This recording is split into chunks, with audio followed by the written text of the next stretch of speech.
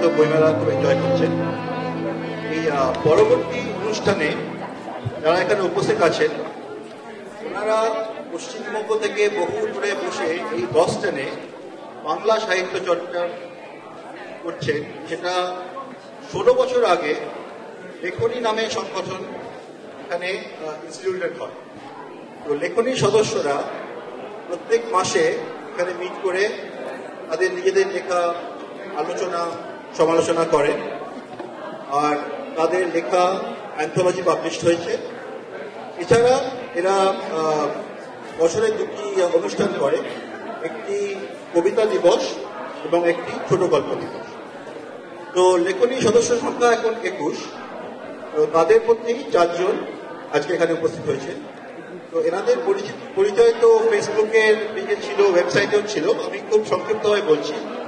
এখানে আছেন ডক্টর রাহুল রায়, উনি বস্টন ইউনিভার্সিটির অধ্যাপক। ওনার গল্প এবং কবিতা কলকাতায় বহু জায়গায় দেশ পত্রিকায় দিবাসে বেরিয়েছে। তাছাড়া ওনার বই পাবলিশড হয়েছে, আর নভেলও লেখার পরিকল্পনা আছে পূজাবাসী। আচ্ছা, এরপরে আছেন ডক্টর গৌরী দত্ত, উনি সাইকিয়াট্রিস্ট, আবার এদিকে লেখকও। ওনারও লেখা কলকাতায় বেরিয়েছে, কলকাতার কাগজে দেশে বেরিয়েছে। ওনারও কবিতা এবং ছোট গল্পের কালেকশন পাবলিশ করা হয়েছে। তারপরে আছে শতবিষা। শতবিষা হচ্ছে পেশায় বৈজ্ঞানিক, কিন্তু সে তার উত্তর কলকাতা, ইউকে, ইউএসএ, ইসরায়েল এইসব অভিজ্ঞতা নিয়ে সে রেগুলারলি কবিতা, ছোট গল্প, নাটক লিখছে এবং সে বেশ রেগুলারলি কন্ট্রিবিউট করে কলকাতা এবং এখানকার অনেক magazine. Last but not the least হচ্ছেন অলোকেশ দত্ত রায়, বৈজ্ঞানিক আর 21st সেঞ্চুরি পোয়েট। ওনার দুটি কবিতার বই কলকাতা থেকে পুরস্কার প্রাপ্ত। এছাড়া উনি শুভম ম্যাগাজিনের রেগুলার কলামিস্ট। তো আজকে যে প্যানেলের টপিকটা, একটা সাজেস্টেড টপিক আছে, এটা হচ্ছে সাহিত্যিক ও রাজনৈতিক জবানি। এটা দায়িত্ব, মর্জিমাফিক না অবাঞ্ছনীয়। আর মানে অবানির জন্য বলছি যে টপিকটা হচ্ছে যে মানে writer's political statement, is it a responsibility, is it his description, or is it entirely undesirable by the general public? তো এই টপিকটা নিয়ে ওনারা সবাই কিছু কথা বলবেন। হতে পারে স্বরচিত লেখা পড়বেন, বা হতে পারে কোনো জ্বালাময়ী ভাষণ। তো অন দ্যাট নোট মাইক্রোফোনটা হ্যান্ড করে দিচ্ছি। অনেক ধন্যবাদ। আপনারা সবাইকে আমার আন্তরিক ধন্যবাদ জানাই এখানে থাকার জন্য এবং আমাদের কথা শোনার জন্য। প্রথমেই বলে রাখি যে এই যে বিষয় বা টপিকটা কিছু নতুন নয়। এই বিষয়টা বারবার উঠে আসে যে সাহিত্যিক এবং কবি হিসেবে আমাদের সামগ্রিকভাবে আমাদের সত্যি কোনো দায়িত্ব আছে কিনা। দায়িত্ব আছে না মোটামুটি আবার লেজার ফেয়ার যখন ইচ্ছে বললাম দু একটা কথা, তারপর ভুলে গেলাম। শুধু এই ব্যাপারটা বারবারই উঠে এসেছে, এই নিয়ে অনেক কথা বলা হয়েছে এবং অনেকে শুধু সেই একটা প্রধান উদাহরণ হচ্ছে কাজী নজরুল ইসলাম। কাজী নজরুল ইসলাম রাজনীতিটাকে উনি একজন পেশার মতো করে নিয়েছিলেন আর কি, তার নিজের লেখার মধ্যে। কিন্তু তার মধ্যে কোনো অপরাধ কিছু নেই, শুধু এইটা নতুন কিছু ব্যাপার না। এখন আমরা ব্যক্তিগতভাবে উত্তর আমেরিকায় থেকে সেখানে আমাদের কি বক্তব্য এই ব্যাপারে, কেননা আমরা সবাই একটা সমাজে এবং একটা রাজনৈতিক পার্শ্বিকের মধ্যে বড় হয়েছে। আমি তো নিশ্চয়ই হয়েছি আর কি। তো সেই হিসেবে এখন বর্তমান পারিপার্শ্বিকে এসে আমাদের কি সত্যি কোনো পরিবর্তন হয়েছে, আমাদের মানসিক পরিবর্তন হয়েছে? তখন আমরা কি ভাবতাম আর এখন আমরা কি ভাবি, সেটাই অনেক বড় কথা আর কি। তো যাই হোক, আমি আমার নিজের কথাই বলি। আমি বড় হয়েছি কলকাতায়, যখন বামপন্থী রাজনীতির উগ্রতাবাদ, অন্যদিকে পুলিশের ডিপ্রেশন সমানভাবে চলেছে নকশাল আন্দোলনের সময়, এবং তার ছাপ আমার মনের মধ্যে গভীরভাবে রয়েছে আর কি। এবং সেই জন্য আমার লেখার মধ্যে বারবার এই সময়, অস্থির সময়ের কথা ফিরে আসে। আমার প্রথম বই, তার নাম হচ্ছে ফলেন কমরেড, সেটা নিয়ে পেছনে আমাদের ওখানে আছে, আমাদের সবার কিছু বই আছে আর কি। সেই বিষয় নিয়ে আর কি, ওই বিষয় ঘটনা নিয়ে আর কি, বিভিন্ন ঘটনা নিয়ে আর কি। যাই হোক, আমি মনে করি এটা দায়িত্ব। আমি মনে করি আমি প্রত্যেক কবি সাহিত্যিক তার সমাজ চেতনা থাকা উচিত, এবং এই সমাজ চেতনা শুধু এটা আমাদের দায়। আমরা যে যে চেতনাতে বিশ্বাস করি না কেন, সেইটাকে আমাদের কন্টিনিউ করে যাওয়া বা ধরে রাখাটা এটা আমাদের দায়। এবং খালি আমাদের দায় নয়, আরেকটা কথা বলি যে আমাদের দায়ের চেয়ে বড় কথা আমাদের পরম্পরা, আমাদের পরবর্তী জেনারেশন, পরবর্তী পুরুষের মধ্যে সেটাকে আমরা সম্প্রসারিত করতে পারি কিনা। একটা ছোট কথা বলি, আমি যখন আমার দুই ছেলে আর কি, ওরা যখন বড় হচ্ছে তারা অল নিয়েও যে বাবা ইজ লেফট উইঙ্গার কবি, that's what is call me. সুতরাং তাতে আমার কোনো আপত্তি ছিল না আর কি, কিন্তু আমাকে ওদের বোঝাতে হয়েছে কেন, কি পরিবর্তনে, কি পারিপার্শ্বিকে আমার এই ভাবধারার মধ্যে আমি উদ্বুদ্ধ, এবং তাতে সরে আসে। বর্তমানে আমি এখন এখানে যে কোনো লিবারাল কজে তার সাথে যুক্ত, তাহলে মুখে বলে যুক্ত না, টাকা পয়সা সবই দিয়ে আর কি। সুতরাং put your money where if mouth is kind of situation. যাই হোক, তারপরে ছোট্ট ঘটনা বলে একটা কবিতা করবো। সেটা হচ্ছে যে তাহলে কি আমরা আমাদের যে ভাবধারা তার কি কিছুটা আমাদের ছেলেমেয়েদের দিতে পেরেছি বা পারবো? এটা আমরা সবাই চাই, এটি তো পরম্পরা। তো আমরা সে গান বলুন, বাজনা বলুন, নাটক বলুন, সাহিত্য বলুন, আমরা চাই আমাদের পরবর্তী প্রজন্ম তার কিছুটা অন্তত পাক। সবসময় সে সম্ভব হয় না, অনেকে চায়ও না। এটা আমি জানি একটা ঘটনা, যে চায়ও না যে সে অতীতে কি করেছে সেটা ছেলেরা না জানুক আর কি। আচ্ছা, যাই হোক, সুতরাং আমার সাথে আমার ছেলেদের সাথে বহুবার এ নিয়ে নানা রকম আলোচনা হয়েছে। They call me Tommy, and so I say so be it. সুতরাং এবং ওরা যেহেতু এইখানে ক্যাপিটালিস্ট সোসাইটিতে বড় হয়েছে, ওদের ভাবধারা অন্যরকম, সমাজটা অন্যরকম, কোনো ক্ল্যাশ নেই। কিন্তু মুশকিল হচ্ছে যে আমি চেষ্টা করি আমাকে ইনফ্লুয়েন্স করতে, ওরা চেষ্টা করে আমাকে ইনফ্লুয়েন্স করতে। সোজা একটা ইকুইলিব্রিয়ামের মধ্যে এসে পৌঁছই আর কি। সুতরাং কিছুদিন আগে পর্যন্ত, মানে মাসখানেক 5 দিন আগে পর্যন্ত আর বলছেন শিওর, আমি ঠিক ছিল যে সত্যি ওরা কি আমার ভাবধারা কিছু পেয়েছে না ওদের ভাবধারা আমি কিছু পেয়েছি, ইকুইলিব্রিয়ামটা কোথায় আর কি। একটা ঘটনা বলবো, তাতে বুঝলাম যে হোয়ার উই স্ট্যান্ড। স্বপ্না, মানে আমার বউ এখানে আছে আর কি, ও প্রতিদিন রাত্রিবেলা 2 ছেলেকে ফোন করবে।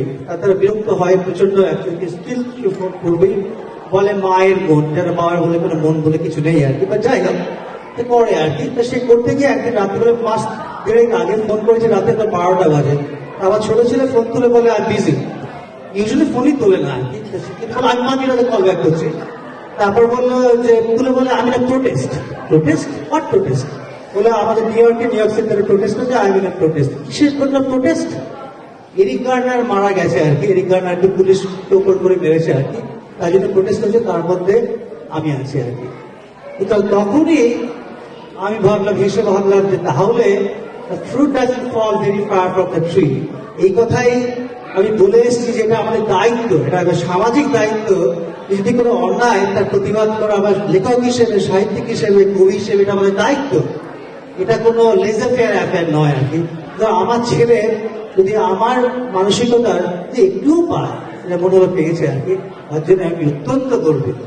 এবং সেই তার ফলে সেই অভিজ্ঞতা, এটার অভিজ্ঞতাই অ্যাকচুয়ালি, কারণ আমি জানি না তারা কি ভাবে আর কি, রাজনীতির ব্যাপারে কি ভাবে আর কি।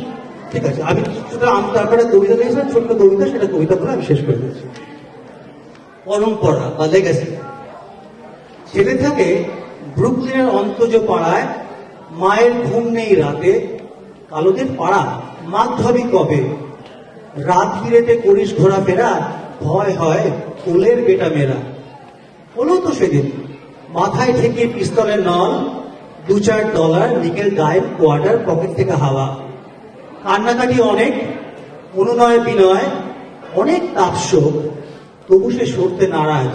এরা আমাদেরই লোক, তাকিয়ে দেখো দেখো আমার দিকে, তোমাদের গরুর বর্ণ সবই কালো, 19 আর 20 বর্ণ বিদ্বেষী সাদা চোখে। গালে শব্দ গজানো সবুজ, এটা আমার কথা বলছি আর কি। গালে শব্দ গজানো সবুজ, সিগারেটের আকাশ ছোঁয়া ধোয়ার মতো স্বচ্ছ ছিল আদর্শবাদ।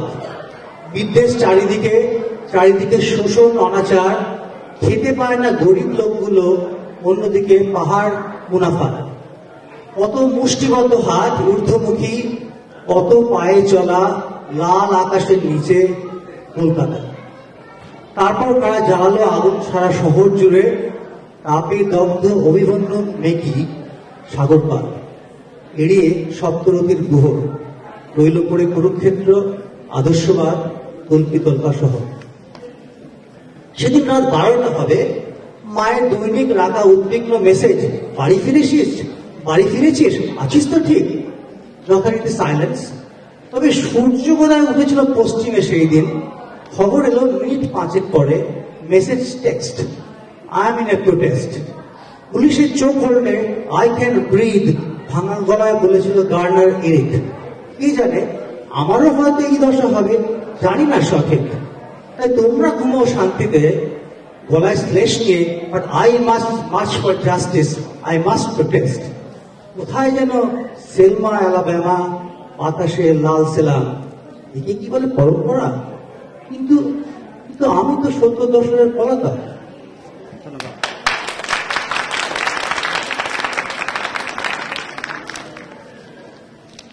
নমস্কার, আমার নাম গৌরী দত্ত। প্রথমেই সহজে একটা কথা বলে নিই। সাহিত্যিকের দায়িত্ব সম্বন্ধে একটা কথা বলতে চাই যে একটি খুব বড় দুর্ঘটনা ঘটে গেছে। একজন সাহিত্যিককে যদি অন্যায়ভাবে মারা হয়, তাহলে আমার মনে হয় সব সাহিত্যিকদেরই একটা প্রতিবাদ কোনোভাবে করা উচিত। সেটা ওকে, সরি, মাইক্রোফোন ধরার অভ্যাস নেই বোধহয়। কোনোভাবে করা উচিত, সেটা কোনো নান্দনিকভাবে কিংবা গল্পে, কবিতায়। কেন, সাহিত্যিক হচ্ছে আমাদেরই একজন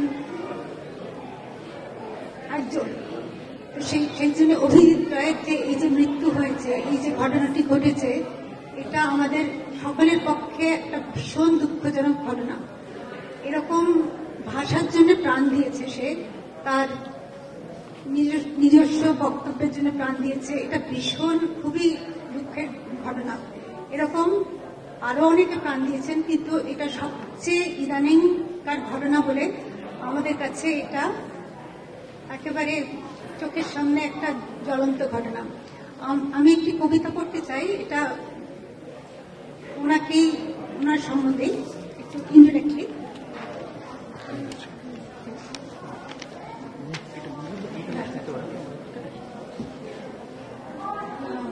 সাহিত্যিককে গাইড হতে হবেই, এই ছিল বলার। প্রতিবাদ মূল্যবোধের আর তারই উপরে ন্যস্ত। নির্জনতে লেখা হবে অথচ তার প্রচার, মুক্তবোধে পাঠককে হবে প্রভাবিত। জবানি তার জবরদস্ত, কিন্তু নান্দনিক উপমায় মোড়ক দিয়ে মুড়ে অবাঞ্ছিত হয়ে ওঠে তীব্র উপহার। নিজের মর্জি মাফিক লেখা কখনো কি চলে?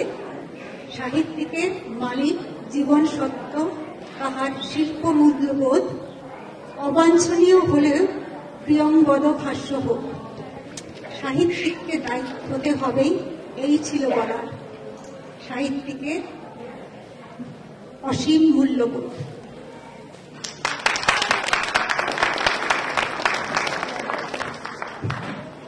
নমস্কার।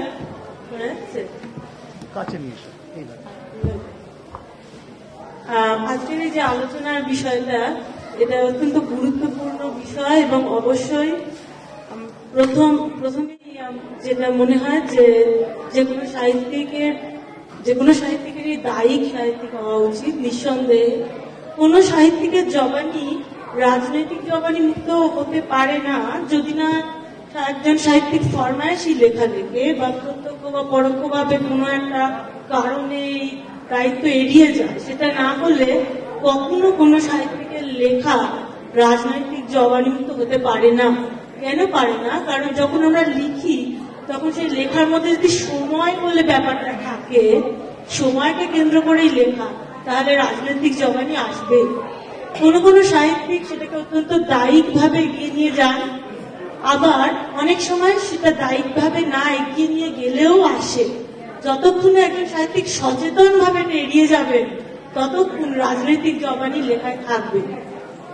এবং দেখা গেছে পৃথিবীর বিভিন্ন কালচারে, বিভিন্ন ভাষার সাহিত্যে বারবার বিভিন্ন মনুষ্যত্ব বিরোধী যেসব সেন্সরশিপ দেখা দেয় সেগুলোর বিরুদ্ধে সাহিত্যিকেরা কথা বলেছেন, অত্যন্ত সচেতন দায়িত্বভাবে বলেছেন বা পরোক্ষভাবে এসেছে এবং সেটা মানুষকে ভাবিয়েছে।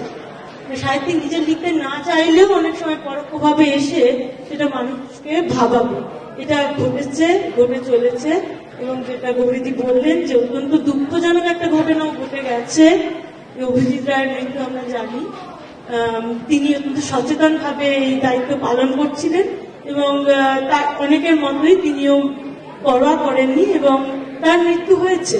কিন্তু এই দায়িক সাহিত্যিক ব্যাপারটি থেমে থাকবে না, সাহিত্যিক দায়িক হবেনি, এটাই আশা। এই প্রসঙ্গে আমি প্রথমত দুটি কবিতা পড়ব। প্রথম কবিতাটি অভিজিৎ রায়ের এবং তারই মতো তারও আগে যারা এভাবে নিজের দায়িত্বটা এগিয়ে নিয়ে গেছেন অথচ মৃত্যুবরণ করেছেন তাদের জন্য উৎসর্গ করা। তো প্রথম কবিতার নাম হচ্ছে একটি মৌলবাদীর জন্ম, একটি মৌলবাদীর মৃত্যু। সাম্যবাদী বাবার ছেলে, মা আইনজীবী, মুক্ত পরিবেশেই মানুষ। একটি মৌলবাদীর জন্ম, একটি মৌলবাদীর মৃত্যু। সাম্যবাদী বাবার ছেলে, মা আইনজীবী, মুক্ত পরিবেশেই মানুষ। পদার্থবিদ্যার ভালো ছাত্র, কোনো কিছুর অভাব ছিল না। বই, বান্ধবী, গান বাজনা, স্বকীয়তার স্বাদ চাখার সব অলিন্দই ছিল খোলা। হঠাৎ অভাব হলো কোন আত্মপরিচয়ে, ফতোয়ার সুতোলাটায় জড়িয়ে গেল মগজ। সহকর্মিনী বিজ্ঞানীর সাথে কখনো ব্ল্যাকবোর্ডে বিশ্ব প্রকৃতি সৃষ্টির অঙ্ক কষা যায়, কিন্তু যায় না আলোচনা শেষে হাত মেলানো, আর যায় না সহ্য করা এমন কোন সমালোচনা যা আনতে পারে বিবর্তন। হাতে এখন বন্ধু, সামনে অকপট লেখক বা লেখিকা। দায়িক সাহিত্যিকের মৃত্যু, একটি মৌলবাদীর জন্ম। আমাদের এই মৌলবাদী অবশ্য বাঁচবে না শেষমেশ। হয় এর মৃত্যু মনুষ্যত্বের আচমকা সোনার উপর কাঠির ছোঁয়ায়, অথবা বহু সংখ্যক দায়িক সাহিত্যিকের জন্ম।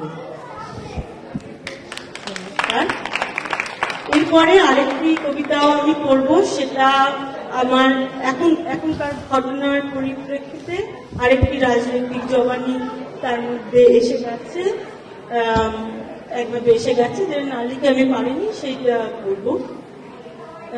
কবিতাটির নাম জানলা বসন্ত। ওখানে বসন্ত এসেছে, ছেলেবেলা মেয়েবেলার মতো আবির পলাশ বৈতালি, শহরের চারচৌকো জীবনে উপরি জল বেলুন, আচমকা রং, একদিনের হঠাৎ পাওয়া ফাঁকা রাস্তা, মঠ, ফুটকড়াই, আজ ওই ছোট্ট ছোট্ট আনন্দগুলো কিছু কিছু রয়ে গেছে। এখানে জানলা বসন্ত, বরফিয়া ফেব্রুয়ারি, রং আছে বই কি, কত রকমের সাদার ঢেউ ঠেলে উঁকি দেওয়া অপ্রতিরোধ সবুজের ডগা, পাখিরাও খোঁজ পেয়েছে তার। আর এই যে লং ড্রাইভ, উত্তরে হিম ছেলে, তোমাদের সঙ্গে বসন্ত উৎসবে যোগ দেওয়া।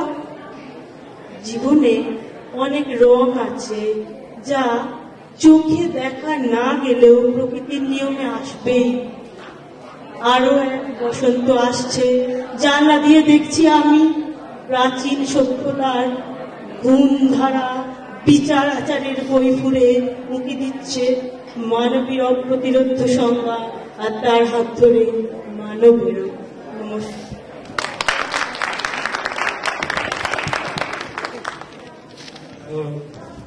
মহোদয় গৌরীদি শতদিশা চমৎকার বললেন।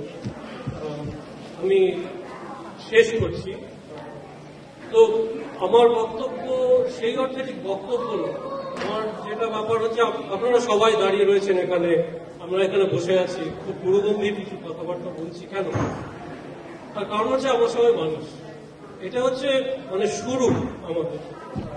আমরা বিবর্তনের 4.5 বিলিয়ন বছর আগে পৃথিবীতে আস্তে আস্তে বিবর্তন হতে হতে 50,000 বছর আগে মানুষ হামাগুড়ি থেকে দাঁড়িয়ে এখন আমরা এখানে বই পড়ছি, কথা বলছি, চা খাচ্ছি, সমস্ত কিছু করছি। এবং এটা আমাদের মনের ভেতরে যেটা চলেছে সেটা কিন্তু একটা ঘটনা, ধারণা, বিষয়বস্তু, সেটাকে আঁকড়ে ধরে সেটা নিয়ে ভাবা এবং সেটা নিয়ে কতগুলো শব্দ তৈরি করা। এই যে আমি কথাগুলো বলছি, শব্দটা ওয়ার্ড বা দাবার, এই শব্দটাই কিন্তু একটা প্রতিভা। এই শব্দগুলোই কিন্তু একটা ভাবনা, যেটা প্রতিবাদ হয়ে দাঁড়ায় এক একটা সময় এক একটা। সেই প্রতিবাদটা সকালবেলা চা খেতে খেতে হতে পারে, খবরের কাগজে বা ইন্টারনেটে বা ফেসবুকে। আমরা যেহেতু 24 ঘন্টা একটা ইলেকট্রনিক মিডিয়ার মাধ্যমে ফেসবুক আপলোড করি, ডাউনলোড করি, চট করে দেখে নিই কতটা লাইক পড়লো। এই প্রতিবাদটা কিন্তু সেখান থেকে শুরু হয়ে যায়। তার জন্য আলাদা করে সাহিত্যিক হবারও দরকার নেই, লাইক হবারও দরকার নেই, মর্জি মাফিক কিছু ভাবার দরকার নেই। আপনিই আজকে একটা প্রতিবাদ করতে পারেন এইখানে বসে, আমার কথাগুলো শুনে বা আমার কথা না শুনে। আমিও করতে পারি, ঠিক আমরা সবসময় সেটা করে যাচ্ছি। কিন্তু এই সাধারণ ব্যাপারটা হঠাৎ করে আমাদের মনে ঘা দেয় কখন? যখন হঠাৎ ধরুন রবীন্দ্রনাথের একটা লাইন স্বপ্নে আমার মনে হলো। আপনি ঘুমাচ্ছেন, সারাদিনে একটা অভিজিৎ রায়ের মৃত্যু শুনে খুব খুব চিন্তা, খুব হতাশার মধ্যে রয়েছেন। হঠাৎ রাত্রিবেলা গানটা আপনাকে একটা ধাক্কা দিল, আপনার মনের মধ্যে তোলপাড় করে উঠল যে সত্যি তো সেই ছেলেটাও স্বপ্ন দেখতে চেয়েছিল, আমার আজকে স্বপ্নটা অন্যরকম শোনাচ্ছে কেন? একটা প্রেমের গান হঠাৎ করে মনে হচ্ছে না? স্বপ্নে আমার মনে হলো শব্দগুলো অন্যরকম হয়ে গেছে। ঠিক তেমনি আমাদের মনের মধ্যে রাজনীতির দায়িত্ববোধ তৈরি হয়, এবং তার জন্য সাহিত্যিক, একজন সাধারণ মানুষ, সবাই সমান। কিন্তু একটা ব্যাপার থেকে যায়, যেটা থেকে যায় সেটা হলো যে শেষ অবধি একজন সাহিত্যিক হয়তো একটা গল্প লেখেন, একজন শিল্পী একটা ছবি আঁকেন।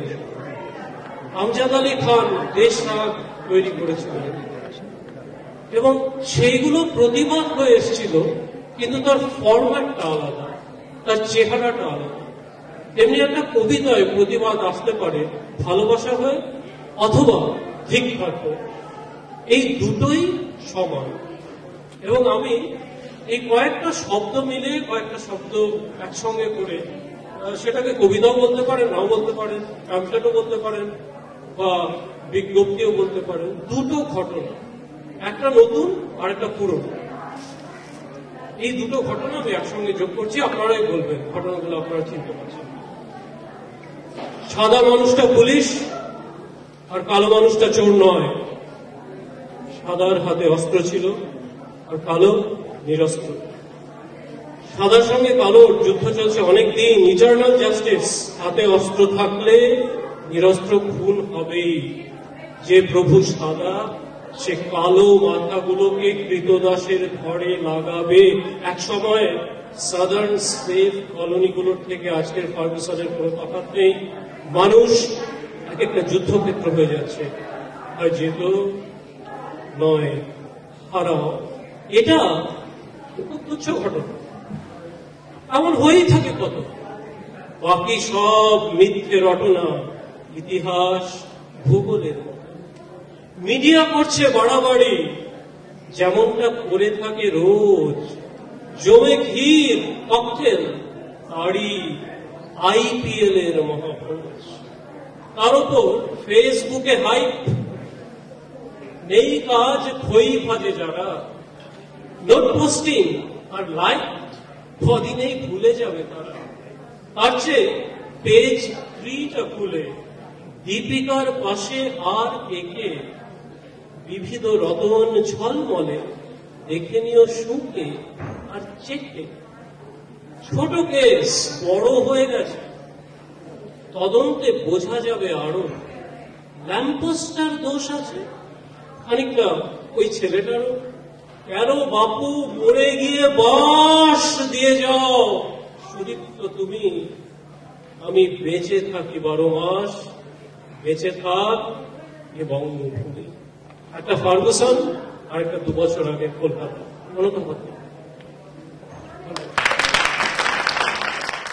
কোলাইন স্কুলে, যেখানে দি কলকাতা ক্লাব অফ ইউএসএ আয়োজিত কলকাতা বইমেলা হচ্ছে। তো আমরা যিনি এই বইমেলার একজন উদ্যোক্তা, তার সাথে কথা বলবো। আপনার নামটা বলবেন? সীমা কাপুর। তো কত বছর ধরে আপনি মেলা হচ্ছে আপনাদেরকে বলবেন? আমাদের এটা ফার্স্ট ইয়ার, আরম্ভ হয়েছে ডিসেম্বর থেকে। এটা ফার্স্ট ইয়ার আমাদের বুক ফেয়ারটা হচ্ছে, কিন্তু আমরা ভাবছি প্রত্যেক বছরই করব। তো আপনাদের বইমেলার আদর্শ এবং উদ্দেশ্যটা কি?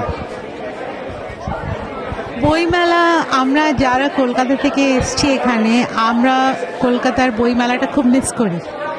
সেটার জন্য আমরা ভাবলাম যে ক্যালকাটা ক্লাব আমরা ইউএসএ যেটা আরম্ভ করেছি তার মধ্যে বইমেলাটা is very important.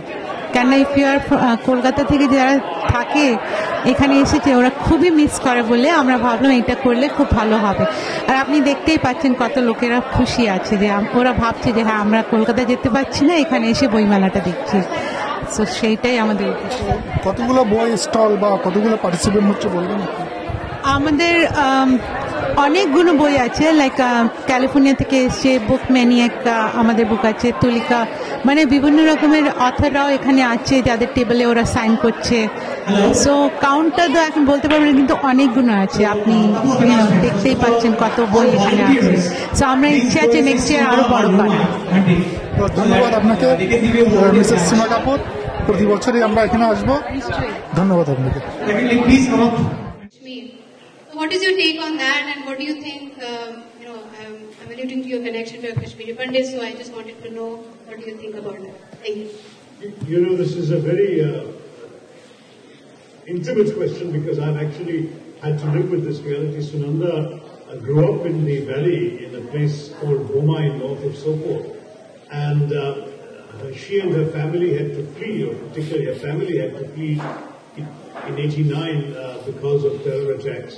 And people were killed in that village, and indeed we went back to see the ruins of her house in the summer of 2012 and discovered that even the ruins had been demolished. There was nothing left. Every brick had been stolen and there was nothing but plain ground. And it was a very sad moment. Technically the land still belongs to her family. They could build a house there, but they don't believe they will be safe in so doing until the climate changes, not only within Kashmir, but between India and Pakistan. Sri India comes from the late Sixth Empire, and he asks for their refuge, and he asks for his help in getting back his Afghanistan. And he comes with this extremely arrogant enemy and completely abolished the election of letters talking about their trip to the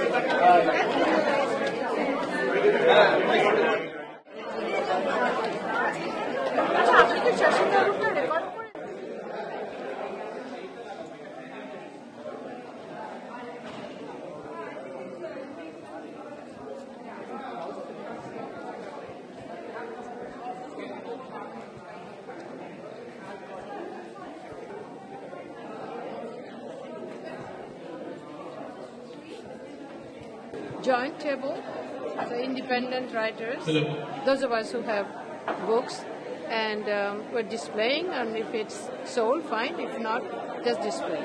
Actually, the table was rented by Gauri Datta, Dr. Gauri Datta. She's not here yet. She's one of the authors also. Thank you. Is this going to be in some paper? Acton TV. Acton TV. Oh. Local channel. Okay, what channel is it? 40 something. We might not get it in another city, right? Probably not. Anyway, I'm going to put them so you can see them.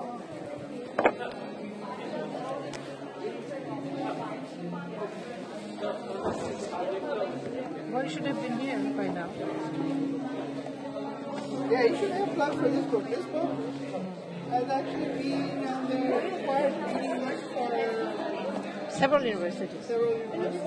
And the interesting thing is it's also lasting longer than the publishers even expected. So it came out in 76, still in the market.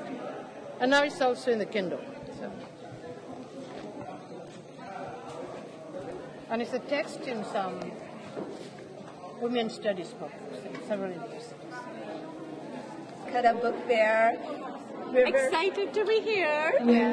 And I'm from Acton TV. And we're having lots of fun. There's lots of books and lots of activities for kids. Lots of things to do. Calcutta street food. I'm waiting. I'm hungry. Okay, thank you.